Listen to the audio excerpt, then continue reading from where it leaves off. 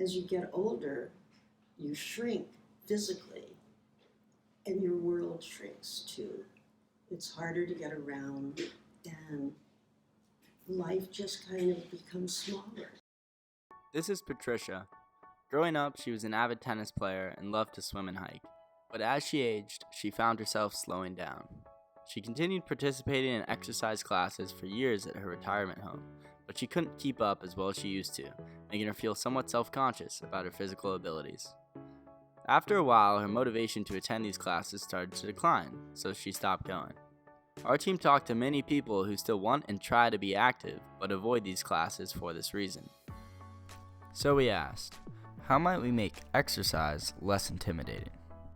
To start, we went to SoulCycle, chair yoga, and a variety of other workout activities. Regardless of the intensity level, we learned that at each one, participants innately compare their abilities to those of their neighbors, which can make people feel self-conscious and less motivated to exercise, especially as we get older.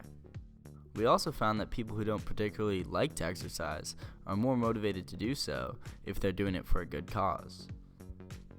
After gathering feedback, we decided to go with community service because it aligns everyone to work together towards a common goal.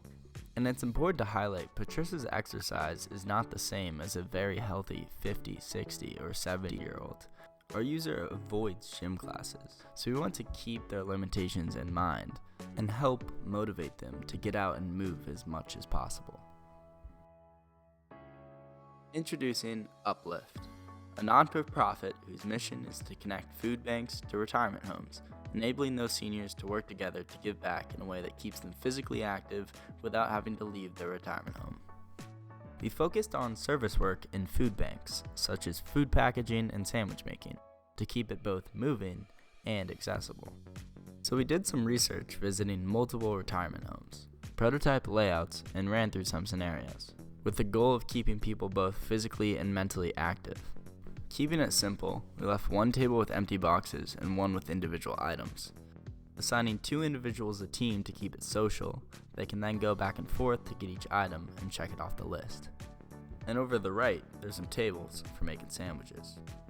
At the start, 2 professional Uplift employees would show up to the retirement home to help with heavy lifting and set up for the recurring activity.